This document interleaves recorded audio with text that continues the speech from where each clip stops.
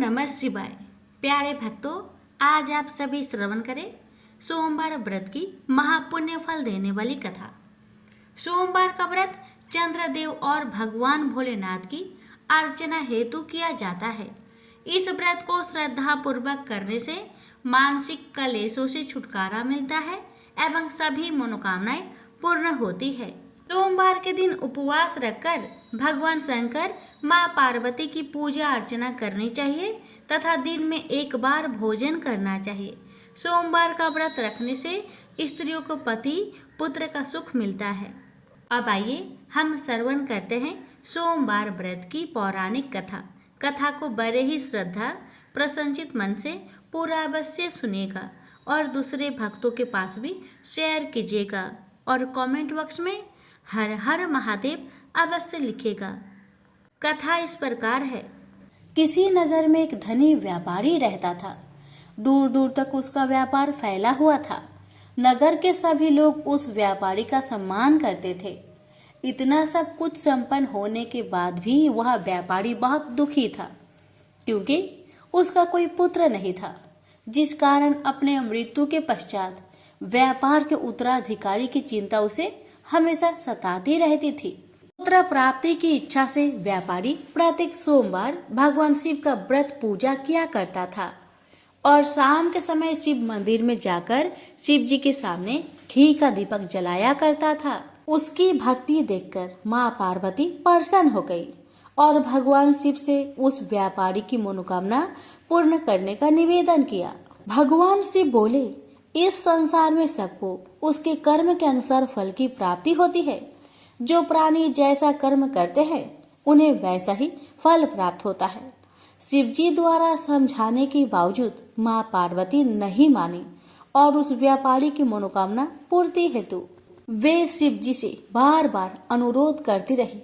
अंततः माता के आग्रह को देखकर भगवान भोलेनाथ को उस व्यापारी को पुत्र प्राप्ति का वरदान देना पड़ा। वरदान देने के पश्चात भोलेनाथ माँ पार्वती से बोले, आपके आग्रह पर मैंने पुत्र प्राप्ति का वरदान तो दे दिया, परंतु इसका यह पुत्र 16 वर्ष से अधिक समय तक जीवित नहीं रहेगा। उसी रात भगवान शिव उस व्यापारी के सपने में आए और उसे पुत्र प्राप्ति का वरदान दिया और उसके पुत्र की 16 वर्ष तक जीवित रहने की भी बात बताई। भगवान के वरदान से व्यापारी को खुशी तो हुई, लेकिन पुत्र की अल्पायु की चिंता ने उस खुशी को नष्ट कर दिया। व्यापारी पहले की तरह सोमवार के दिन भगवान शिव का विधिवत व्रत करता रहा। कुछ महीनों के बाद उसके घर एक अति सुंदर बालक ने जन्म लिया और घर में खुशियां ही खुशियां भर गई। बहुत धूमधाम से पुत्र जन्म का समारोह मनाया गया, परंतु व्यापारी को पुत्र जन्म की अधिक खुशी नहीं हुई, क्योंकि उसे पुत्र की अल्प आयु के रहस्य का पता था। जब पुत्र 12 वर्ष का हुआ तो व्यापारी ने उसे उसके मामा के साथ पढ़ने के लिए बनारसी भेज दिया। लड़का अपने मामा के साथ शिक्षा प्राप्ति हेतु चल दिया। रास्ते में जहाँ भी मामा भांजे विश्राम हेतु रुकते, वहीं यज्ञ करते और ब्राह्मणों को भोजन कराते। लंबी यात्रा के बाद मामा भांजे एक नगर में पहुँचे। उस दिन नगर के राजा की कन्या का विवाह था, जिस कारण पूरे नगर को सजाया गया था। निश्चित समय पर बारात आ गई, लेकिन वर का पिता अपने बेटे के एक आंख से काने होने के कारण बहुत चिंतित था।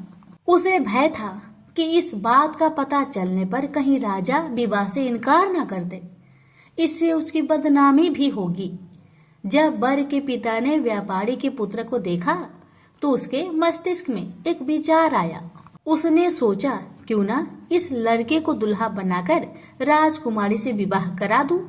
विवाह के बाद इसको धन देकर विदा कर दूंगा और राजकुमारी को अपने नगर ले जाऊंगा। वर के पिता ने लड़के के मामा से इस संबंध में बात की। मामा ने धन मिलने की लालच में वर के पिता की बात को स्वीकार कर ली। लड़के को दूल्हे का वस्त्र पहनाकर राजकुमारी से विवाह कर दिया गया। राजा ने बहुत सारा धन देकर राजकुमारी को विदा किया। शादी के बाद लड़का जब राजकुमारी के साथ लौट रहा था तो वह सच नहीं छिपा सका और उसने राजकुमारी की ओढ़नी पर लिख दिया, राजकुमारी, तुम्हारा विवाह मेरे साथ हुआ था। मैं तो बनारसी पढ़ने के लिए जा रहा हूँ और अब तुम्हें जिस नवयुवक की पत्नी बनना पड़ेगा वह कान्हा है। जब राजकुमारी ने अपनी ओढ़नी पर लिखा हुआ पढ़ा तो उसने कान्हे लड़के के साथ जाने से इनकार कर दिया। राजा को जब ये सब बातें पता लगी तो उसने राजकुमारी को महल में ही रख लिया। उधर लड़का अपने मामा के साथ बनारसी पहुंच गया और गुरुकुल में पढ़ना शुरू कर दिया। जब उसकी आयु 16 वर्ष की हुई तो उसने यज्ञ किया। यज्ञ की समाप्ति पर ब्राह्मणों को भोजन करवाया और खूब अन्य वस्त्र दान किए। रात को वह अपने शयन कक्ष में सो गया। शिव के वरदान के अनुसार शयन अवस्था में ही उसके प्राण पेखरू उड़ गए। सूर्योदय पर मामा मृत भांजे को देखकर रोने पिटने लगा। आसपास के लोग भी एकत्र होकर दुख प्रकट करने लगे। लड़के के मामा के रोने विलाप करने के स्वर समीप से गुजरते हुए भगवान शिव और माता पार्वती ने भी सुने। माता पार्वती ने भगवान से कहा, प्राणनाथ, मुझे इसके रोने का स्वर सहन नहीं हो रहे। आप इस व्यक्ति के कष्ट को अवश्य दूर करें। भगवान शिव ने माता पार्वती के साथ अदृश्य रूप में समीप जाकर देखा तो भोलेनाथ माता पार्वती से बोले, यह तो उसी व्यापारी का पुत्र है जिसे मैंने 16 वर्ष की आयु का वरदान दिया था। इसकी आयु पूरी हो गई है। माँ पार्वती ने फिर भगवान शिव से निवेदन कर उस बालक को जीवन देने का आग्रह किया। माता पार्वती के आग्रह पर भगवान शिव ने उस लड़के को जीवित होने का वरदान दिया और कुछ ही पल में वह जीवित होकर उठ बैठा। शिक्षा समाप्त करके लड़का मामा के साथ अपने नगर की ओर चल दिया। दोनों चलते हुए उसी नगर में पहुंचे जहां उसका विवाह हुआ था। उस नगर में भी यज्ञ का आयोजन किया। समीप से गुजरते हुए नगर के राजा ने यज्ञ का आयोजन देखा और उसने तुरंत ही लड़के और उसके मामा को पहचान लिया। यज्ञ के समाप्त होने पर राजा मामा और लड़के को महल में ले गया और कुछ दिन उन्हें महल में रखकर बहुत सा धन वस्त्र आदि देकर राजकुमारी के साथ विदा कर दिया। इधर भूखे प्यासे रहकर व्यापारी और उसकी पत्नी बेटे की प्रतीक्षा कर रहे थे। उन्होंने प्रतिज्ञा कर रखी थी कि यदि उन्हें अपने बेटे की मृत्यु का समाचार मिला तो दोनों अपने प्राण त्याग देंगे। परंतु जैसे ही उसने बेटे के जीवित वापस लौटने का समाचार सुना तो वह बहुत परेशान हुआ। वह अपनी पत्नी और मित्रों के साथ नगर के द्वार पर पहुंचा। अपने बेटे के विवाह का समाचार सुनकर पुत्र वधू राजकुमारी को देखकर उसकी खुशी का ठिकाना न रहा। उसी रात भगवान शिव ने व्यापारी को सपने में आकर कहा, हे श्रेष्ठी, मैंने तेरे सोमवार व्रत करने और व्रत कथा सुनने से प्रसन्न होकर तेरे पुत्र को लंबी आयु प्रदान की है। पुत्र की लंबी आयु जानकर व्यापारी बहुत प्रसन्न हुआ। शिव भक्त होने तथा सोमवार का व्रत करने से व्यापारी की सभी मनोकामनाएं पूर्ण हुई। इसी प्रकार जो भक्त सोमवार का विधिवत व्रत करते हैं और व्रत कथा सुनते हैं उनकी सभी इच्छाएं पूरी होती है। हमसे बोलिए उमापति शंकर भगवान की जय। यह कथा उस समय की है जब भगवान शिव को वर के रूप में प्राप्ति के लिए देवी पार्वती जंगल में घोर तपस्या में लीन थी। उनकी ऐसी तपस्या देखकर समस्त देवगण शिव जी से प्रार्थना कर रहे थे कि हे देवाधिदेव, पार्वती की मनोकामना को पूरा करे। भगवान शिव ने सप्त ऋषियों को पार्वती की परीक्षा लेने के लिए भेजा। सप्त ऋषियों ने शिव जी की अनेक अवगुण का जिक्र किया, फिर भी पार्वती को शिव के अलावा किसी और से विवाह मंजूर नहीं था।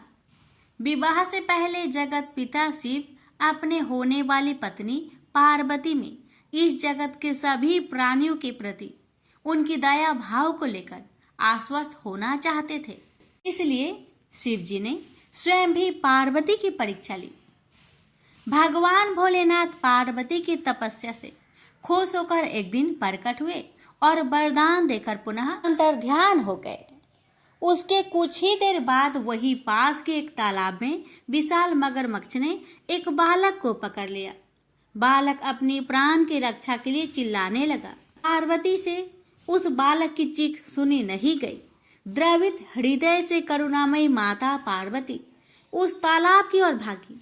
वहां पहुंचकर देखती है कि एक विशाल मगरमच्छ ने एक नन्हे बालक को तालाब के अंदर खींच कर ले जाने की चेष्टा कर रहा है। बालक देवी पार्वती को देखकर रोने लगा और बोला, हे माता, मुझे इस दुष्ट मगरमच्छ से बचा लो। इस संसार में मेरा न पिता है, न माता है और ना ही कोई मित्र। आप ही मेरी प्राण की रक्षा कर सकते हैं। ये सुन माता पार्वती की हृदय और भी द्रवित हो गई और वो बोली, हे ग्रह, तुम इस नन्हे बालक को छोड़ दो। मगरमच्छ बोला, मैं भला क्यों छोड़ूं? इस समय पर जो मुझे मिलता है उसे अपना आहार समझकर ग्रहण कर लेता हूँ। यही मेरा नियम है। मैं इस बालक को नहीं छोड़ूंगा। देवी पार्वती ने पुनः विनीत की, हे ग्रह, तुम इसको छोड़ दो। बदले में तुम्हें जो भी चाहिए वह बोलो। मगरमच्छ बोला, मैं एक ही शर्त पर इस बालक को छोड़ सकता हूँ। वह ये है कि आपने महादेव का जो तपस्या किया है उस तप का फल मुझे दे दीजिए। माता पार्वती तुरंत तैयार हो गई। वो बोली, मैं अपने तप का फल तुम्हें दे दूंगी, लेकिन तुम इस बालक को मुक्त करो। मगरमच्छ फिर बोला, हे देवी, आप ठंडे दिमाग से सोचकर फैसला लो। आवेश में आकर संकल्प मत लो। आपने जो हजारों वर्षों से तप किया है वो देवता से भी संभव नहीं है और उस तप का फल इस तुच्छ बालक के जान के बदले चला जाएगा। माता पार्वती बोली, हे ग्रह, मेरा निश्चय अटल है। मैं अपने हजारों वर्षों के तप का फल तुम्हें देती हूँ। तुम इसका जीवन बख्श दो। फिर माता पार्वती से तपस्या दान का संकल्प करवाया। तप का दान होते ही मगरमच्छ का शरीर एक तेज प्रकाश सा चमक उठा। मगरमच्छ बोला, हे देवी, देखो, आपके तप के प्रभाव से मैं प्रकाशमयी हो गया हूँ। आपने सालों की तपस्या एक बच्चे के लिए गवा दी। चाहो तो मैं तुम्हें अपनी गलती सुधारने का एक अवसर और दे सकता हूँ। पार्वती जी ने कहा, तब तो मैं पुनः कर सकती हूँ, किंतु यदि तुम इस बालक को निगल जाते तो क्या इसका जीवन पुनः वापस मिल पाता? देखते ही देखते बालक और मगरमच्छ दोनों ही अदृश्य हो गए। पार्वती जी ने सोचा, मैंने तप दान कर दिया, अब पुनः तपस्या प्रारंभ करती हूँ और फिर से तपस्या करने का संकल्प लिया। संकल्प लेते ही फिर से भगवान शिव प्रकट हुए और बोले, हे पार्वती, भला अब क्यों तपस्या करने जा रही हो? पार्वती जी ने कहा, प्रभु, मैंने अपनी सारी तपस्या दान कर दिया है। आपको पति के रूप में पाने के लिए मैं फिर से वैसा ही कठिन तपस्या कर आपको प्रसन्न करूंगी। शिव जी ने कहा, हे पार्वती, मगरमच्छ और लड़के दोनों ही रूपों में मैं ही था। तुम्हारा चित्त संसार के सुख दुख का अनुभव करता है या नहीं, इसकी परीक्षा लेने के लिए मैंने ही यह सब किया था। सभी रूपों में दिखने वाला मैं ही हूँ। तुमने अपना तपस्या मुझे ही दिया है। इस तरह पार्वती जी ने अपनी परीक्षा में सफल हुई। प्रेम से बोलिए, हर हर महादेव। प्राचीन काल से ही काशी शिव क्रीड़ा का केंद्र रहा है। एक बार भगवान शिव पार्वती सहित काशी पधारे। वे कुछ दिन काशी में रुके। तत्पश्चात मंदराचल पर चले गए। मंदराचल पर शीतल मंद समीर बह रही थी। शिव बड़ी तन्मयता से प्राकृतिक की छटा देखने लगे। तभी एकाएक पीछे से आकर पार्वती ने परिहास पूर्वक उनके दोनों नेत्र बंद कर दिए।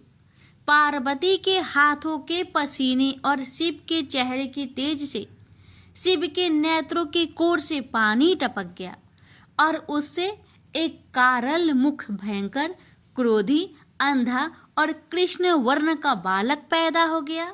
वह पैदा होते ही चिल्लाने और नाचने लगा और बार बार अपनी जीभ निकालकर डरावनी चेष्टाएं करने लगा।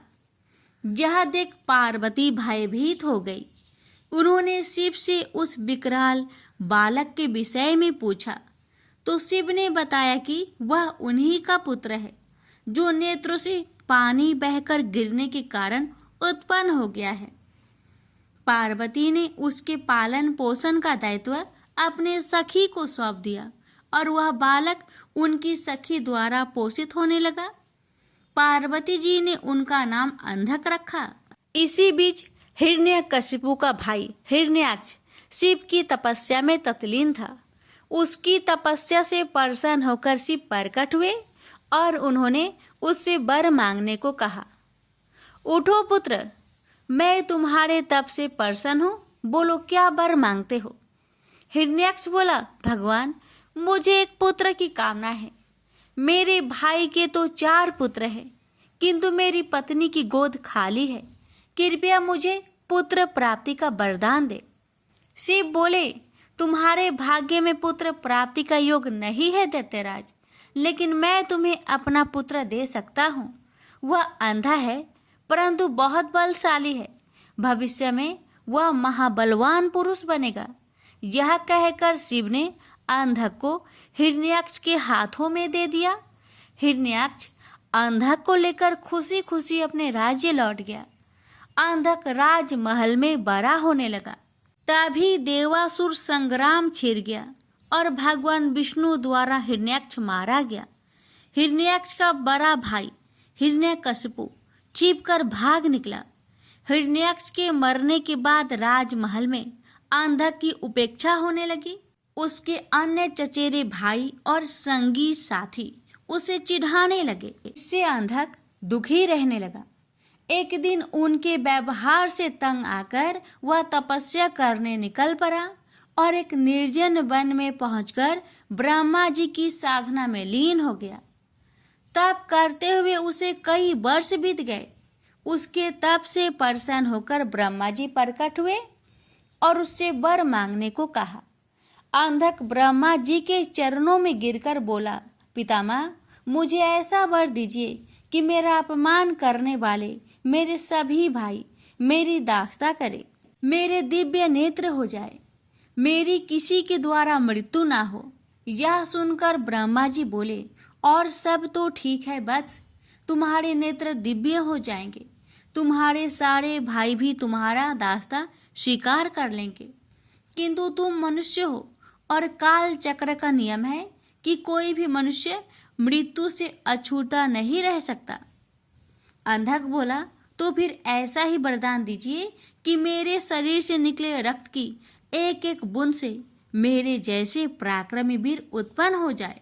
ब्रह्मा जी बोले, ठीक है, मैं तुम्हें यह वरदान देता हूँ, साथ ही ये भी वरदान देता हूँ कि तुम्हारी मृत्यु विष्णु तथा शिव के द्वारा नहीं होगी।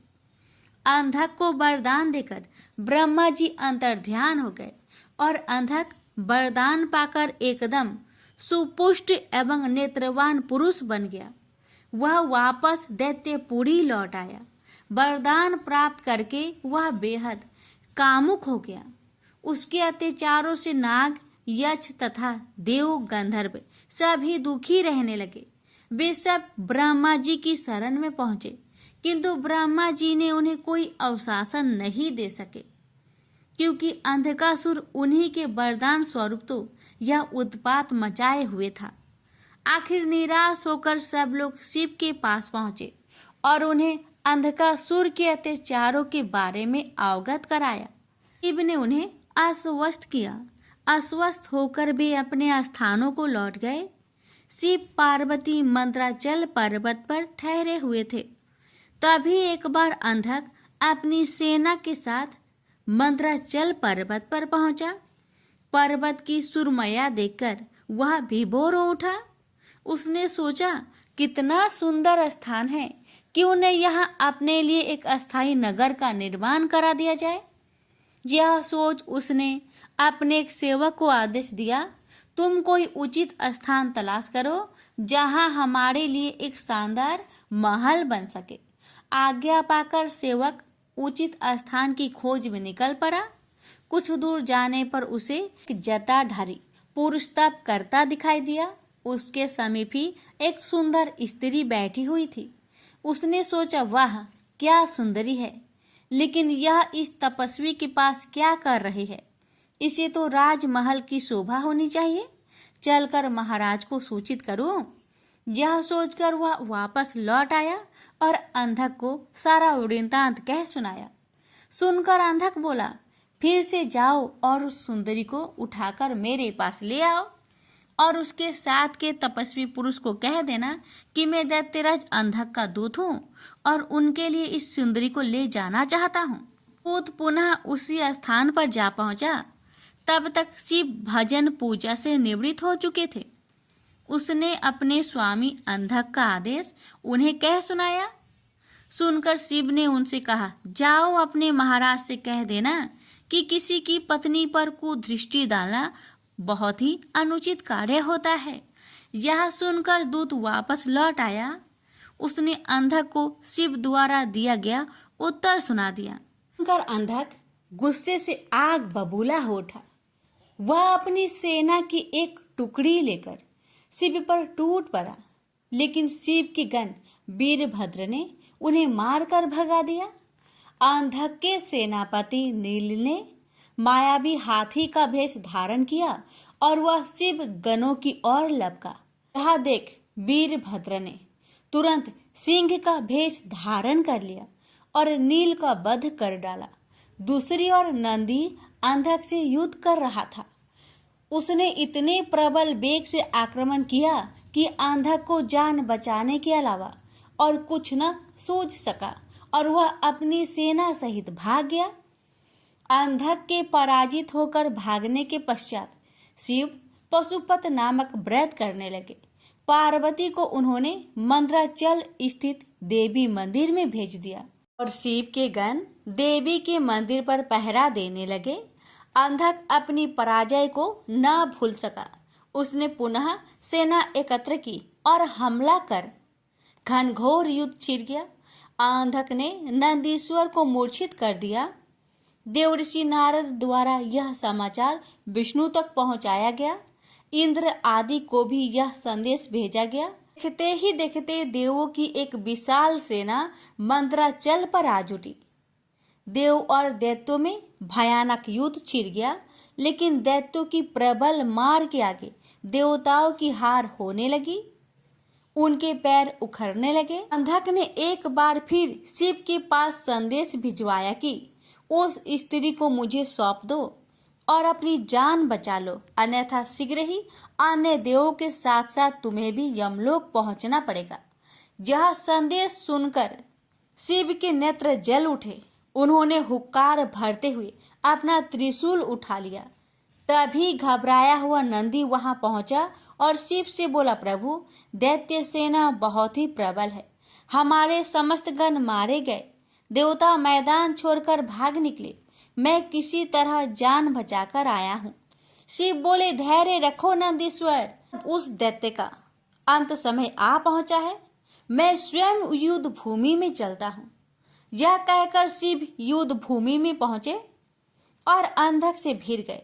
भयानक युद्ध छिड़ गया। भगवान शिव लगातार अंधक के बाणों से अपना बचाव करते हुए त्रिशूल से प्रहार करते रहे, किंतु उनका हर प्रयत्न विफल हो रहा था। ऐसे ही अंधक का कोई अंग घायल होता, उससे रक्त निकलता और उस रक्त से उस जैसे ही अनेक दैत्य पैदा हो जाते थे। उधर शुक्राचार्य अपनी संजीवनी विद्या के बल पर मरे हुए दैत्यों को पुनः जीवित कर देते थे। स्वरूप शिव के चारों ओर दैत्यों की एक विशाल सेना खड़ी हो गई। शिव ने अपने गणों को आदेश दिया कि शुक्राचार्य को बांधकर यहाँ ले आए, ताकि वे दैत्यों को पुनः जीवित ना कर सके। गण शुक्राचार्य को बांधकर ले आए और शिव के सम्मुख खड़ा कर दिया। फिर भगवान शिव ने विराट रूप धारण कर लिया। उनका मुंह खुला और देखते ही देखते उन्होंने शुक्राचार्य को निगल लिया। इससे शिव गणों का उत्साह दुगना हो गया। उन्होंने दुगने जोश से दैत्यों का संहार करना आरंभ कर दिया। दैत्य सेना में भगदड़ मच गई और शीघ्र ही सारी सेना मैदान छोड़कर भाग निकली। अकेला अंधक भगवान शिव के सम्मुख डटा रहा। शिव और अंधक में भयानक युद्ध छिड़ गया। अंधक को अपने पर भारी पड़ता देख भगवान शिव ने अपने मुख से एक महाज्वाला उत्पन्न की। वह योगेश्वरी थी। माता महाकाली ने रक्तपान करना आरंभ कर दिया। शिव त्रिशूल चलाते अंधक के शरीर से रक्त फूटता और माता काली रक्त को जमीन पर गिरने से पहले ही पान कर जाती। इससे अंधक बलहीन हो गया। उसके कदम लड़खड़ाने लगे।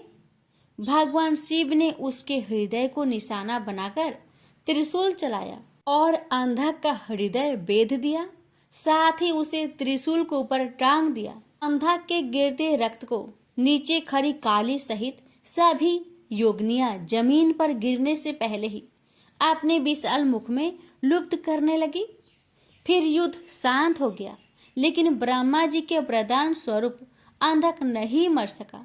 वह त्रिशूल पर टंगा टंगा ही शिव का जाप करता हुआ अपनी भूल का प्रायश्चित करने लगा। दयालु शिव उसके जप से प्रसन्न हुए और उसे त्रिशूल से नीचे उतारा और वर मांगने को कहा। अंधक ने शिव के चरणों में प्रणाम करके कहा, भगवान मुझे क्षमा करे, मुझसे बहुत बड़ा अपराध हो गया था। मैंने माता पार्वती पर कुदृष्टि डाली थी। अब से मैं आपकी सेवा में रहूंगा और कभी भी अपने अंदर दैत्य भाव जागृत न होने दूंगा, न ही देव विरोधी कार्य करूंगा। प्रभु, मैं चाहता हूँ कि मुझे दिव्य दृष्टि प्राप्त हो जाए। आज से मैं हर समय आपकी सेवा में दास की तरह उपस्थित रहूं। मेरे समस्त विकार धुल जाए। तथास्तु कहकर भगवान शिव अंतर्ध्यान हो गए। त्रिपुरारी रुद्र की कृपा से भूमंडल पर एक बार फिर से धर्म ध्वजा फहराने लगी। एक बार फिर वैदिक धर्म का पालन होने लगा। जगह जगह यज्ञ हवन होने लगे। वातावरण में फिर मंत्र गूंजने लगे। प्रेम से बोलिए हर हर महादेव। किसी गांव में एक निर्धन ब्राह्मण अपनी पत्नी और पुत्र के साथ रहता था। ब्राह्मण को गांव से जो भिक्षा मिलती उसी से वह अपने परिवार का भरण पोषण करता था। एक दिन ब्राह्मणी अपने पति से बोली, मुझे अपनी कोई चिंता नहीं है स्वामी, मैं आपके साथ भूखी प्यासी रहकर भी अपना जीवन व्यतीत कर सकती हूँ, लेकिन मुझे अपने बेटे की भूख प्यास नहीं देखी जाती। अमन बोला, मैं तुम्हारी भावनाओं को समझता हूँ प्रिय, लेकिन भाग्य का लेख को विधाता भी नहीं बदल सकता। हमारे भाग्य में निर्धन रहना ही लिखा है। ब्राह्मणी बोली, भाग्य के भरोसे बैठे रहना मूर्खता के सिवा कुछ नहीं। अगर इंसान कोशिश करे तो वह कर्म करके अपने भाग्य को बदल सकता है। आप कहीं परदेश में जाए, मुझे विश्वास है कि आप वहां अच्छी आय करेंगे और हमारा भाग्य बदल जाएगा। ब्राह्मण बोला, तुम्हारी बात तर्क संगत है प्रिय, मगर मुझे भिक्षा मांगने और पंडिताई के सिवा कोई काम नहीं आता। ब्राह्मणी बोली, हमारे गांव में आपकी पंडिताई की कोई कद्र नहीं करता है। किसी दूसरे गांव या नगर में आपकी पंडिताई चल निकले तो हमारे बुरे दिन फिर जाए। अपनी पत्नी की सलाह मानकर ब्राह्मण दूसरे नगर में पहुंच गया। उसका दुर्भाग्य उस पर घात लगाए बैठा था। नगर में उसे कोई टके सेर पूछने वाला भी नहीं मिला। हालातों को देखते हुए वह सोचने लगा कि इस नगर से उसका गांव ही अच्छा है। नगरवासी तो पूरे नास्तिक है, उसे भिक्षा तक भी देने को तैयार नहीं है। यह सोचकर वह थक हार कर अपने गांव लौट आया और पहले की भांति पंडिताई करके और भिक्षा मांगकर अपना गुजारा करने लगा।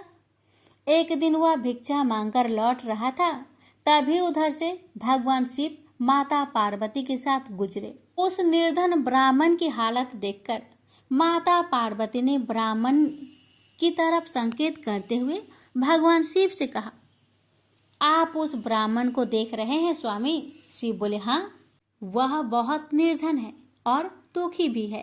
पार्वती बोली, आप उसके दुख का निवारण करें नाथ।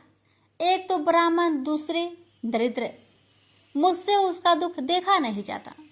शिव बोले, यह मृत्यु लोक है प्रिय, जहाँ हर प्राणी किसी न किसी दुख से त्रस्त है। सब अपने अपने कर्मों का फल भोग रहे हैं। तुम किस किस का दुख दूर कराओगी? पार्वती बोली, आपको उस निर्धन ब्राह्मण को धनवान बनाना होगा स्वामी। शिव बोले, वह भाग्यहीन है पार्वती, उसके भाग्य में फटे पुराने कपड़े और रूखा सूखा भोजन ही लिखा है। मगर पार्वती अपनी जीत पर अड़ी रही। अंत में हारकर शिव को पार्वती की बात माननी पड़ी। उन्होंने उस रास्ते में, जिस रास्ते से ब्राह्मण जा रहा था, सोने की एक ईंट डाल दी।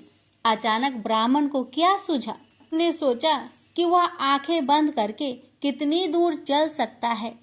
यह सोचकर वह अपनी आंखें बंद करके चलने लगा और सोने की ईंट के बिल्कुल समीप से होकर आगे गुजर गया। काफी दूर आगे जाने के बाद ही उसने अपनी आंखें खोली। यह देख भगवान शिव मुस्कुराते हुए बोले, हमने तुमसे कहा था ना प्रिय कि वह ब्राह्मण भाग्यहीन है। भाग्यहीन मनुष्य कभी धन प्राप्त नहीं कर सकता। फिर भगवान शिव पार्वती के साथ कैलाश पर्वत लौट गए। लेकिन वहां पहुंचने के बाद भी पार्वती उस निर्धन ब्राह्मण के बारे में सोचने लगी। वह किसी न किसी तरह उस ब्राह्मण को देखना चाहती थी। पार्वती को उदास देखकर भगवान शिव ने पूछा, क्या बात है प्रिय, इतनी उदास क्यों हो? पार्वती ने भगवान शिव से निवेदन किया, स्वामी, उस निर्धन ब्राह्मण का परिवार 3 सदस्यों का है। उनमें आप किसी एक को धनवान बना दे। ब्राह्मण परिवार की दरिद्रता मिट जाएगी। आप उन तीनों को एक एक वर दे। मुझे उम्मीद है कि वे तीनों आपसे दौलत का वर ही मांगेंगे। इस तरह वे धनवान बन जाएंगे। शिव बोले, ठीक है प्रिय, जैसा तुम चाहोगी वैसा ही होगा। और फिर कुछ दिनों के बाद भगवान शिव पार्वती के साथ ब्राह्मण के घर पहुंचे। साक्षात भगवान शिव और पार्वती को देखकर ब्राह्मण परिवार आत्मा विभोर हो उठा। उन्होंने भगवान शिव और पार्वती के चरण स्पर्श किए। शिव बोले, मैं तुम तीनों को एक एक वर देना चाहता हूँ। तुम तीनों अपनी इच्छा अनुसार वर मांग सकते हो। ब्राह्मणी उतावला होते हुए बोली, पहले मुझे वर दीजिए प्रभु। भगवान शिव ने कहा, मांगो, क्या चाहती हो? काफी सोचने समझने के बाद ब्राह्मणी बोली, भगवान, मुझे दुनिया की सबसे अधिक खूबसूरत और जवान औरत बना दीजिए। मरते दम तक मेरी जवानी और सुंदरता कायम रहे। भगवान शिव ने मुस्कुराकर कहा, तथास्तु। अगले ही पल बूढ़ी ब्राह्मणी एक जवान और खूबसूरत युवती के रूप में बदल गई। उसी समय उनके घर के सामने से गांव के जमींदार का पुत्र गुजर रहा था, जो घोड़े पर सवार था। उसने खूबसूरत ब्राह्मणी को देखा तो उस पर मुग्ध हो उठा। वह इस खूबसूरत ब्राह्मणी से शादी करेगा। यह सोचकर उसने उसे अपने घोड़े पर बैठाया और घोड़ा अपनी हवेली के तरफ दौड़ दिया। यह देख ब्राह्मण अपनी छाती पीटते हुए विलाप करने लगा, हाय मेरी पत्नी, रो मत ब्राह्मण श्रेष्ठ, तुम भी मुझसे कोई वर मांग लो, जो मांगोगे तुम्हें मिलेगा। भगवान शिव सांत्वना देते हुए बोले, मेरी पत्नी को वापस बुला लीजिए प्रभु, मुझे इसके सिवा कुछ भी नहीं चाहिए। ब्राह्मण ने निवेदन करते हुए कहा। भगवान शिव बोले, तथास्तु। देखते ही देखते ब्राह्मणी वहां खड़ी थी। अपने पत्नी को अपने सामने देखकर ब्राह्मण राहत की सांस ली। भगवान शिव ने ब्राह्मण पुत्र से कहा, तुम क्या वर मांगते हो बेटा? ब्राह्मण पुत्र ने काफी सोचने समझने के बाद कहा, भगवान, मुझे कुछ नहीं चाहिए, लेकिन आप मेरी माँ को पहले जैसी बूढ़ी बना दीजिए। तथास्तु, भगवान शिव ने कहा, और अगले ही पल ब्राह्मणी पहले के समान बूढ़ी हो गई। ब्राह्मण परिवार की मूर्खता पर पार्वती ने अपना माथा पीटा। सोचने लगी कि तीनों ही वास्तव में ही भाग्यहीन हैं। विधि ने उनके भाग्य में जो लिख दिया है उसे देवी देवता भी नहीं बदल सकते। प्रेम से बोलिए हर हर महादेव। पार्वती जब भी अपने पति शिव के साथ दूसरे देवताओं के निवास स्थान पर जाती और वहां उनके सजे धजे सुंदर भवनों को देखती तो उन्हें बड़ी हीनता का बोध होता। वो यह महसूस करती कि हमसे छोटे छोटे देवताओं के पास भी बड़े बड़े भव्य भवन हैं, लेकिन हमारे पास कुछ भी नहीं। कहने को मैं आदिदेव शिव की पत्नी हूँ, लेकिन रहने के लिए मिली है कैलाश पर्वत की कंदराएं और पहनने के लिए वल्कल। किसी उचित आवास के अभाव में मैं अन्य सुख सुविधाओं का भी उपभोग नहीं कर सकती। एक दिन पार्वती ने अपने मन की यह व्यथा अपने पति शिव से कही। सुनकर शिव मुस्कुराए, फिर बोले, इसमें हीनता की कोई बात नहीं है देवी। प्रत्येक व्यक्ति की अपनी अपनी जीवन शैली होती है। हमारी जीवन शैली यही है। हम अपनी इस शैली को हीन क्यों समझे? अन्य देवगण प्राकृतिक से बहुत दूर है, जबकि हम प्राकृतिक की गोद में निवास करते हैं। यह तो हमारे लिए गौरव की बात है, हीनता की नहीं। शिव के तर्कों से पार्वती संतुष्ट नहीं हुई और बोली, मुझे आपकी ये बातें समझ में नहीं आती देव। मुझे तो अपना एक आवास चाहिए, बहुत ही भव्य और सुख सुविधा से पूर्ण। शिव ने अपनी सहज मुस्कान के साथ उत्तर दिया, इसमें क्या मुश्किल है देवी। मैं अभी विश्वकर्मा को बुलवा देता हूँ, उनसे जैसा चाहे वैसा आवास बनवा ले। विश्वकर्मा को बुलवाया गया। पार्वती ने आदेश दिया, हमारे लिए एक ऐसा भवन बनाओ जैसा विश्व में कहीं ना हो। विश्वकर्मा ने आदेश स्वीकार किया। निर्माण कार्य प्रारंभ हो गया। कुछ ही समय में पार्वती की इच्छा अनुसार भव्य भवन तैयार हो गया। अपने भवन को देखकर पार्वती अति प्रसन्न हुई। गृह प्रवेश की तैयारी होने लगी। पार्वती चाहती थी कि गृह प्रवेश के समय सभी प्रमुख देवता हमारे यहाँ उपस्थित रहे।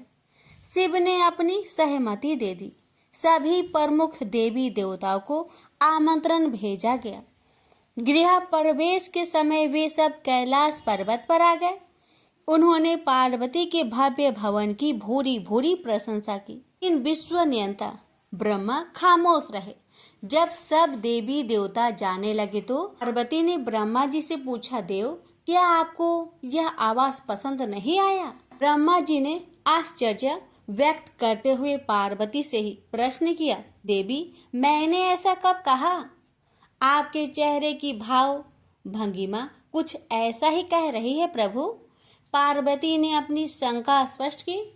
फिर ब्रह्मा जी को मौन देखकर पार्वती ने अपनी बात आगे बढ़ाई, देव, आप कुछ संकोच कर रहे हैं, स्पष्ट कहिए क्या बात है? ब्रह्मा जी ने तनिक रुककर उत्तर दिया, देवी, और तो सब ठीक है, लेकिन इस प्रसाद पर शनि की कुदृष्टि है। इतना कहकर वे वहां से चले गए। पार्वती ने ब्रह्मा जी की बात शिव को बतलाई तो वे भी कुछ चिंता में पड़ गए। पार्वती ने शिव से पूछा, प्रभु, शनि की दृष्टि से क्या हो सकता है? यह प्रसाद जल सकता है? शिव ने उत्तर दिया। यह सुनकर पार्वती भी चिंतित हो गई और बोली, प्रभु, इसके लिए कोई उपाय कीजिए। शिव ने निराशा व्यक्त की। शनि की दृष्टि को हटाना सरल नहीं है देवी। शिव का उत्तर सुनकर पार्वती आवेश में आ गई और बोली, सरल क्यों नहीं है? आप अभी शनि लोक जाइए और शनि से कहिए कि वह हमारे प्रसाद पर से अपनी कुदृष्टि हटा ले। यदि वह मान जाए तो आप तत्काल उसे वरदान दे दीजिएगा, और यदि ना माने तो आप अपना डमरू जोर से बजा दीजिएगा। मैं स्वयं अपने प्रसाद को आग लगा दूंगी। यदि प्रसाद को जलना ही है तो यह मेरे ही हाथों से जलेगा, शनि की कुदृष्टि से नहीं। इसके बाद मैं शनि को श्राप दूंगी। पार्वती की इच्छा अनुसार शिव शनि लोक गए। वहां शनि देव ने उनकी अभ्यर्थना की और आदर के साथ आसन पर बैठाया। आसन ग्रहण करने के बाद शिव ने अपने आने की प्रयोजन बताया। देवी पार्वती ने जो प्रसाद बनवाया है उस पर तुम्हारी कुदृष्टि है, अतः वे चाहती हैं कि तुम उधर से अपनी कुदृष्टि हटा लो। शनि देव ने करवध होकर निवेदन किया, आप निश्चिंत रहे देव, माता पार्वती के प्रसाद पर कुदृष्टि डालने का मैं दुस्साहस कर ही नहीं सकता। शनि से अवशासन पाकर शिव प्रसन्न हो गए और बोले, शनि, मैं तुमसे प्रसन्न हूँ, तुम जो चाहे वर मांग सकते हो। शनि ने विनम्र भाव से कहा, प्रभु, आपका दिया हुआ सब कुछ मेरे पास है, क्या मांगू? हाँ, एक इच्छा अवश्य है, वह है आपका तांडव नृत्य देखने की। बहुत दिन हो गए उसे देखे हुए, आपका नृत्य देखला सके तो कृपा होगी। शनि का यह अनुरोध शिव को अच्छा लगा। उन्होंने तत्काल अपना डमरू उठा लिया और लगे नृत्य करने। भोले भंडारी ये भी भूल गए कि माता पार्वती ने डमरू की आवाज सुनकर अपने नव निर्मित प्रसाद को जला देने की बात कही थी। बस डमरू बजा बजा कर वे नृत्य करते रहे। उधर पार्वती ने जब कैलाश पर डमरू की ध्वनि सुनी तो उन्होंने सोचा कि शनि ने अपनी कुदृष्टि हटाना अस्वीकार कर दिया है, अतः वे बहुत दुखी हुई।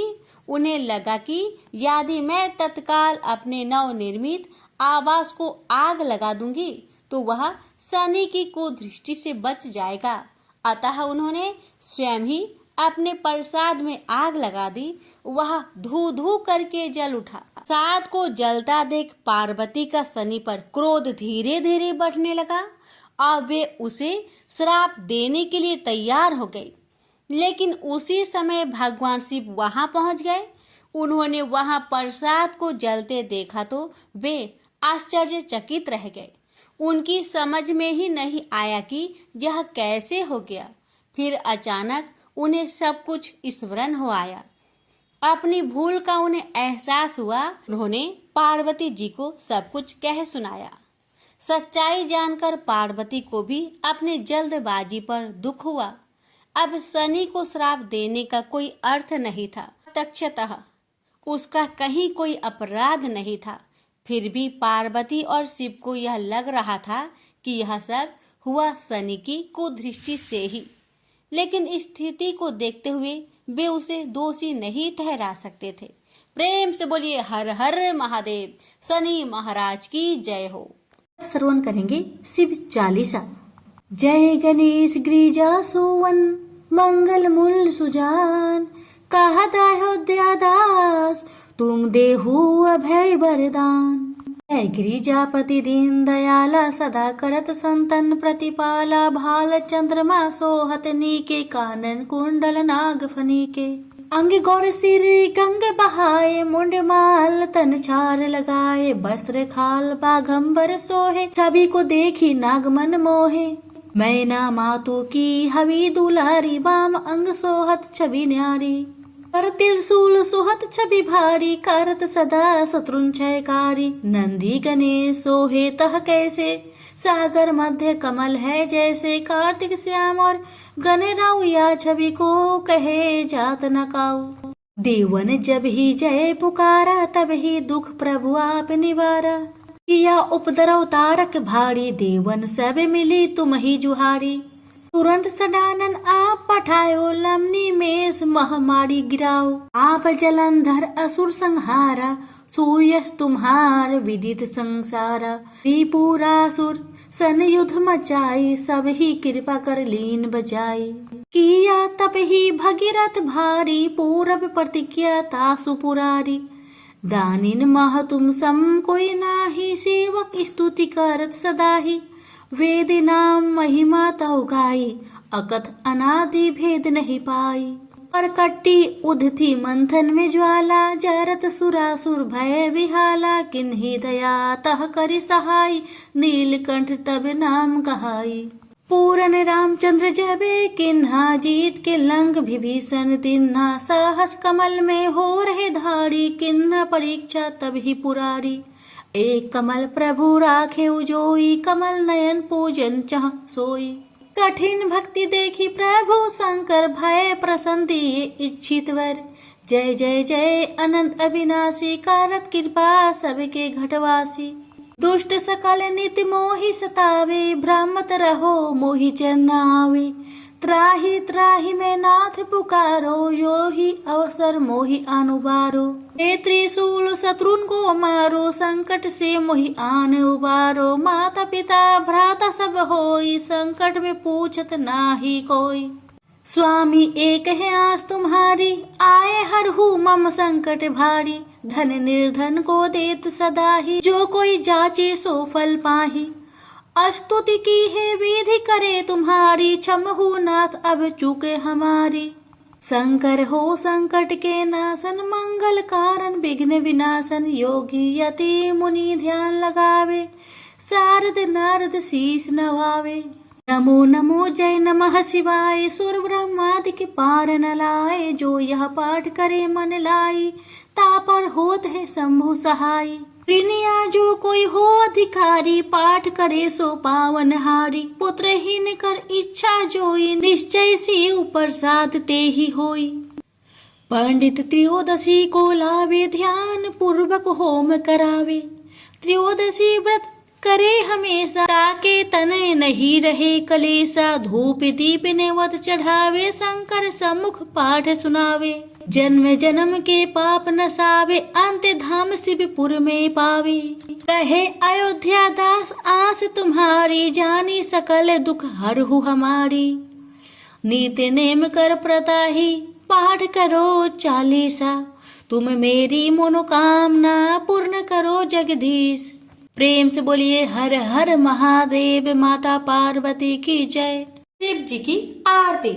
ओम जय शिव ओंकारा, स्वामी जय शिव ओंकारा।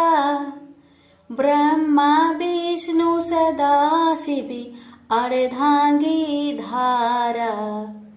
ओम जय शिव ओंकारा, स्वामी जय शिव ओंकारा। एकानन चतुरानन पंचानन राजे, हंसानन गरुरासन वृषवाहन साजे। ओम जय शिव ओंकारा, स्वामी जय शिव ओंकारा। दो भुज चार चतुर्भुज, 10 भुज अति सोहे। त्रिगुण रूप निरखते, त्रिभुवन जन मोहे। अच्छी माला बने माला, मुंड माला धारी। त्रिपुरारी कंसारी, करे माला धारी। श्वेतांबर पीतांबर, बाघंबर अंगे। सनकादिकी गरुणादिकी, भूतादिकी संगे। कर के माध्य का मंडलु चक्र, त्रिशूली धारी। सुखकारी दुखहारी, जगपालनकारी।